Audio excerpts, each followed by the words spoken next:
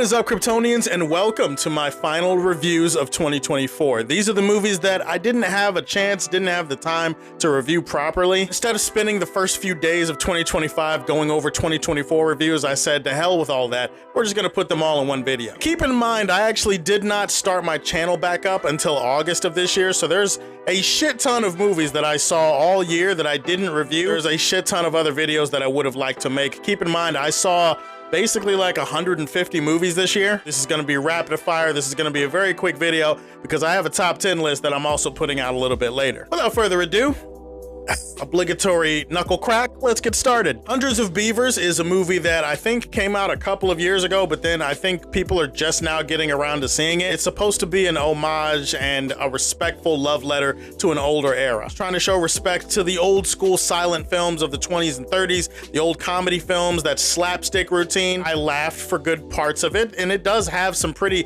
entertaining gags. It's really just a story about a fur trapper trying to get some pussy, which is relatable because it's like if you're out there in the cold, in the wilderness, like you don't have anything else. I mean, what else are you gonna do but fight beavers to get laid? I'm not a big fan of slapstick, so the movie did not hit me as much. I did start to get a little bit tired and irritated the longer the movie went on. That's just because slapstick humor doesn't really affect me the same way. Like, I can watch Tom and Jerry.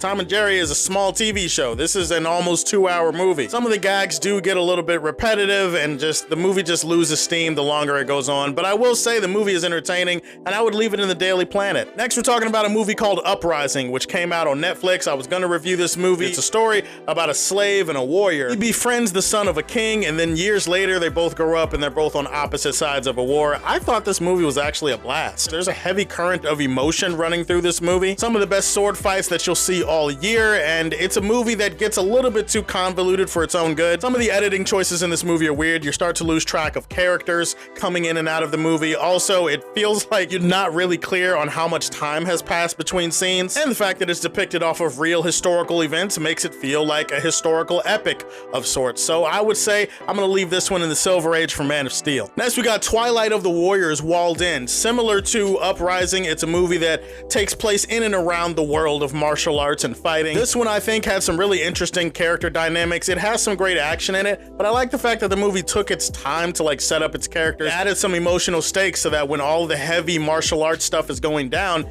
you care about the people involved, like you want to see them survive. Villains get props in this movie for being complete and total douches, although none of them are really developed all that well. The action here takes place in hallways and in buildings and in small rooms, and in that sense, you get a sense of claustrophobia, and the camera is right there in the thick of the action. Could have used a few more wide shots, but the bigger issue is that the movie doesn't really know how to commit either to the mysticism or to the semi-realism that it's trying to depict in these action scenes. It makes the tone feel like it's pretty inconsistent. Some parts of the movie feel absurd and ridiculous, other parts it feels dead serious. Some of the people in this movie start doing really absurd, ridiculous, over-the-top things that doesn't have a lot of explanation, and that kind of took me out of the movie a little bit. Still a pretty solid watch with some really good characters and some really fun action scenes at times. I'm going to put this one in the Silver Age for Man of Steel. Next, we have Juror number 2, which nearly made my list, and for that reason, it's a very good movie, but also a very frustrating watch. Because my biggest issue with this movie is that it has a good premise, it has a great setup, it has an intriguing story. And I will say, you're definitely entertained and on the edge of your seat for the majority of this movie. It's directed by Clint Eastwood, it's got Nicholas Hoult and J.K. Simmons in it, but it's frustrating because it feels like the movie doesn't commit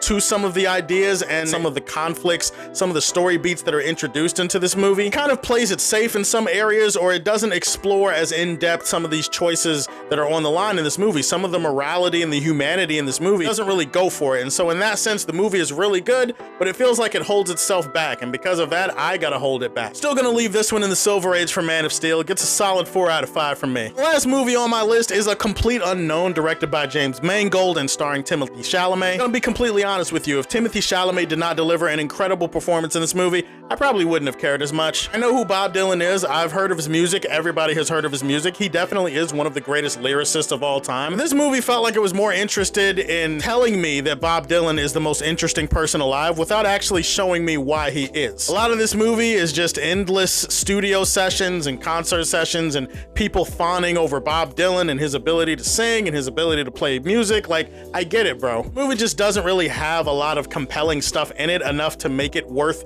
investing in, I will say that this movie deserves to be in the Daily Planet. Those are my final 5 reviews of 2024. Tell me, have you seen these movies? Which one is your favorite? Put that in the comment section down below. Please like and subscribe to the Superfan Show. Stay tuned for my top 10 favorite movie list. And if you like what you see, tell me how you feel and stay tuned to hear more from the Man of Steel. Peace.